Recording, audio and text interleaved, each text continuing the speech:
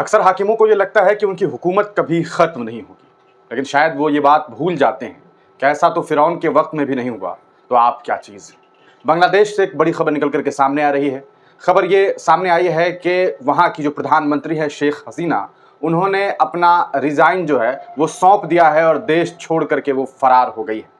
जी हाँ, आपको बताते चले कि किस तरह से पिछले कुछ दिनों से लगातार बांग्लादेश में छात्र जो है वो प्रोटेस्ट कर रहे थे। आपने देखा कि किस तरह से बांग्लादेश की हुकूमत ने यानी कि शेख हसीना ने वहाँ के छात्रों पर गोली चलवाई, उन्हें बेरहमी से मारा, उन्हें मार करके यहाँ तक के बीच सड़क पर जो है उनकी डेड बॉडी को घुमाया गया और इस तरह से दुनिया को दिखाने की कोशिश की गई कि देखो हम कितनी दर्दनाक मौत बच्चों को, प्रोटेस्टर्स को दे सकते हैं। शायद शेख हसीना को इस बात का गुरूर रहा होगा कि उनके हाथों में हुकूमत है, लेकिन ऐसा हुआ नहीं। और आज की ये ताजा तस्वीर है, आप देखिए कि शेख हसीना के ढाका जहां वो रहती थी, उस प्रधानमंत्री कार्यालय पर, उस प्रधानमंत्री के ऑफिस पर आम लोगों ने जो है वो अपना धावा बोल दिया है। ये तस्वीरें गवाह है हर उस इंसान के लिए जिसे इस बात का गुरूर है कि वो हाकिम है और उसकी हुकूमत कभी खत्म नहीं होने वाली है और वो जो चाहे फैसले लेने वाला है।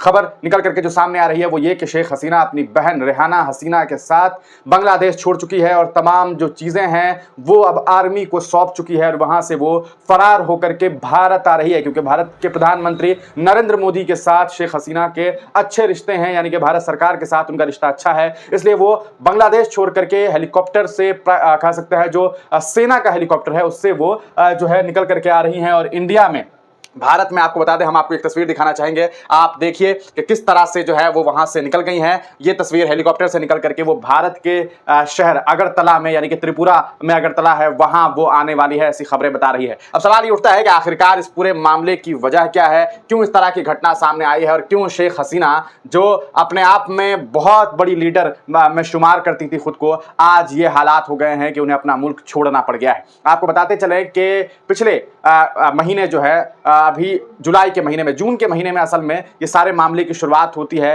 किस तरह से एक प्रोटेस्ट शुरू होता है और ये प्रोटेस्ट है रिजर्वेशन को लेकर के। असल में रिजर्वेशन क्या है ये हम आपको बताना चाहेंगे, आपको समझाना चाहेंगे कि आखिरकार इस चीज की शुरुआत कैसे हुई। मामला ये है कि जैसे इंडिया में, भारत में आप जानते हैं कि एक कोटा होता है, अलग अलग कोटा होता है रिजर्वेशन में। जैसे 100% रिजर्वेशन है तो इसमें किसी को 5%, किसी को 10%, किसी को 75%, इस तरह से, यानी कि अलग अलग रिजर्वेशन पॉलिसी है। जैसे आपने अभी सुना होगा कि बिहार में जो है वो 65% रिजर्वेशन का जो सिस्टम किया गया था, जिस पर अभी सुप्रीम कोर्ट ने जो है वो रोक लगा दिया है। और इसी तरह एक रिजर्वेशन क्या होता है, इसी में आप देखते होंगे एक रिजर्वेशन होता है फ्रीडम फाइटर के लिए, जो भारत में बमुश्किल 2-2.5% होता है, लेकिन यही चीज बांग्लादेश में 30% है। यानी कि आप सोचिए कि अगर 100% रिजर्वेशन है तो 100% में 30% रिजर्वेशन जो है वो सीधे तौर पर 30% जो रिजर्वेशन है वो किसे मिल रहा है, सिर्फ फ्रीडम फाइटर को। और ये फ्रीडम फाइटर कौन है, जिन्होंने सन 1971 में जो है वो लड़ाई लड़ी। और ये लोग कौन है, ये आपको हम बताएं कि ये एक विशेष पार्टी है। जैसे मान लीजिए कि भारत में बीजेपी पार्टी है, तो वैसे ही एक वहां एक पार्टी है, वो पार्टी के लोग जो है ज्यादातर फ्रीडम फाइटर में शुमार हैं। तो अब क्या है कि 30% रिजर्वेशन का मतलब साफ होता है कि अगर 100 वैकेंसी होती है तो उसमें 30 सीट पर कब्जा किसका हो जाता है, एक विशेष पार्टी के लोगों का, एक विशेष पार्टी के बच्चों का। तो आप समझ लीजिए कि किस तरह से जो गवर्नमेंट में जो हिस्सेदार है वही लोग क्या है, नौकरी में भी चले जा रहे हैं। तो एक तरफ से ये बात साफ समझ में आती है कि किस तरह से कब्जा बना हुआ है एक विशेष पार्टी का, क्योंकि भैया एक चुने हुए लोग ही ना आपको फ्रीडम फाइटर में शुमार होंगे और वहां एक चुने हुए लोग एक चुनी हुई पार्टी के फ्रीडम फाइटर हैं। उसी पार्टी का एक छात्र विंग है, क्या है, स्टूडेंट विंग। अब जैसे भारत में बीजेपी का स्टूडेंट विंग कौन है, आप तमाम लोग जानते हैं, एबीवीपी। आपने अक्सर सुना होगा कि एबीवीपी कहीं किसी यूनिवर्सिटी में जाके मारकाट कर रहा है, कहीं किसी के साथ मारपीट हो गई, कहीं किसी तरह की लड़ाई हो गई। इन चीजों में अक्सर आपने एबीवीपी का नाम सुना होगा। उसी तरह जो बांग्लादेश है, बांग्लादेश में जिस पार्टी के नेताओं के पास फ्रीडम फाइटर वाला जो कहा सकता है 1971 में जब बांग्लादेश फॉर्म हुआ, उसी वक्त से जो है एक खास वर्ग को ही 30% रिजर्वेशन मिल रहा है। तो वही लोग सत्ता में है और उन्हीं के बच्चों को रिजर्वेशन मिलेगा, तो क्या होगा, 30% सीट पे कब्जा। अब 30% का मतलब होता है कि मुश्किल से 20% बचा। अब आपको एक और चीज समझाएं कि वहां जो जनरल लोग हैं उसमें 30% के साथ साथ 10% एक और रिजर्वेशन है, 10% एक और रिजर्वेशन है, 4% एक और रिजर्वेशन है, यानी कि 54% रिजर्वेशन के आसपास जो है, 54% के आसपास जो रिजर्वेशन है वो मुश्किल से पूरे बांग्लादेश की आबादी के 2 से 3% लोगों को ये रिजर्वेशन मिल जा रहा है। अब आप सोचिए कि एक तरफ 100 लोग रेस में हैं, मान लेते हैं कि 100 लोग फॉर्म भर रहा है और इस 100 लोगों के लिए 100 सीट है ना, 100 लोग फॉर्म भर रहे हैं। इसमें क्या है कि ये फिक्स है कि 100% लोगों में, यानी कि 1000 लोग अगर हैं और 100 सीट के फॉर्म निकले हैं, तो इस 1000 में 56 लोग पहले से फिक्स हो गए। 54 या 56 लोग, 54 लोग गालिबन, कि ये 54 लोग जो है उन्हें तो तय हो गई कि नौकरी मिल गई। तो अब आप समझिए कि सीट कितने बच गए, सीट बच गए सिर्फ 46, और इस 46 सीट में कितने लोगों की लड़ाई हो जाएगी आपको, 946 लोगों की। अब आप सोच के देखिए कि रिजर्वेशन का मतलब क्या होता है कि भाई 56 सीट तो फिक्स हो गया कि एक विशेष पार्टी के लोगों को ही मिलेगा क्योंकि वो फ्रीडम फाइटर में आ रहे हैं, और 10% रिजर्वेशन वीमेन का हो गया, 10% रिजर्वेशन ये हो गया, तो कुछ 4-5% गिने हुए लोग उनको ही रिजर्वेशन मिलने जा रहा है।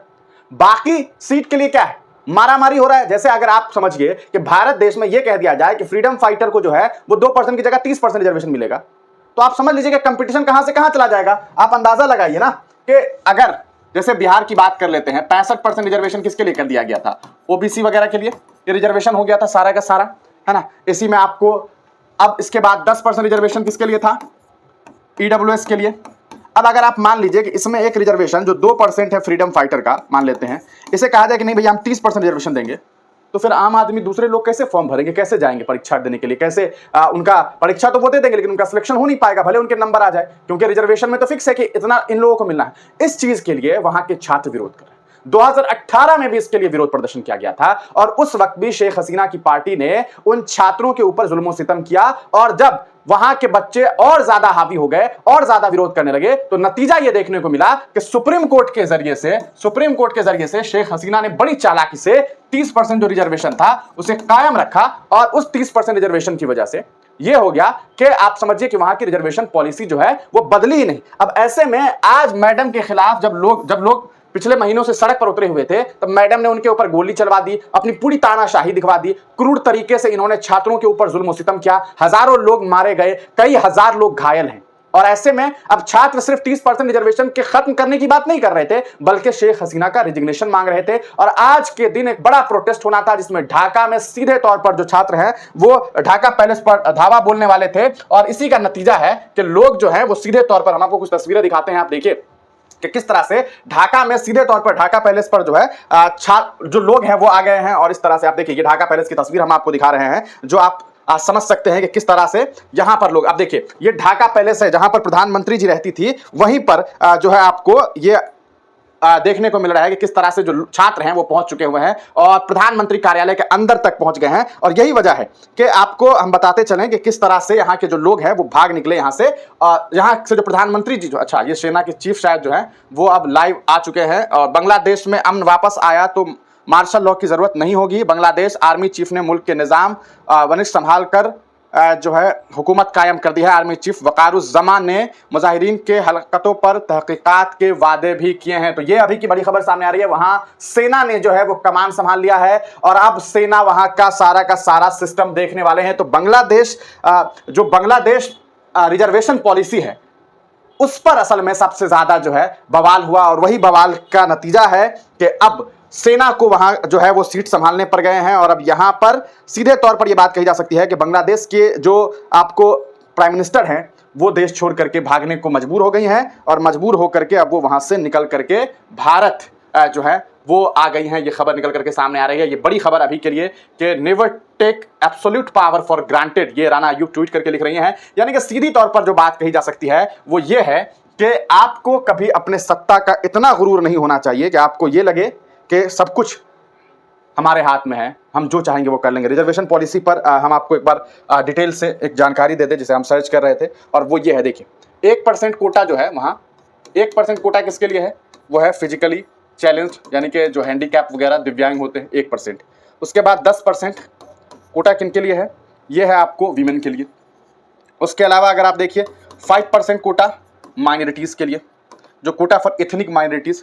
उसके अलावा 30% फ्रीडम फाइटर के बच्चों के लिए, 10% कोटा फॉर बैकवर्ड डिस्ट्रिक्ट। तो आप टोटल करके देखिए 56% कोटा जो है, 56% ये जो रिजर्वेशन है ये वहाँ के 4-5% लोग इसका इस्तेमाल करके 100 में 56 सीट भर देते हैं। बाकी 44 सीट पर 95%, 90% लोग जो हैं लड़ाई लड़ रहे हैं। तो आप सोच करके देखिए कि कितना घटिया रिजर्वेशन पॉलिसी। उसी का विरोध कर रहे थे, लेकिन तानाशाही ऐसी तानाशाही के उसका अंदाजा नहीं लगाया जा सकता है। पिछले दिनों भारत के प्रधानमंत्री जी के साथ मैडम आई थी, रेड कार्पेट बिछाया गया था उनके लिए। तो देखिए सीधी सी बात इतनी है, किसी भी सत्ताधारी को इतना गुरूर नहीं होना चाहिए, उन्हें ये नहीं लगना चाहिए कि मैं बहुत बड़ा हूं, मैं जो फैसले लूंगा वो फैसला चलेगा। एक न एक दिन जवाल आता है और ऐसा आता है कि फिर उसे अपना ही देश, अपना ही घर छोड़ करके फरार होना पड़ता है। ये पूरा मामला है। आगे इस पूरे मामले पर हम और भी डिटेल जानकारी आप तक पहुंचाएंगे। अगर आपको कोई एडिशनल जानकारी चाहिए या एडिशनल जानकारी अगर आपको जोड़नी है तो आप कमेंट सेक्शन में जरूर बता सकते हैं।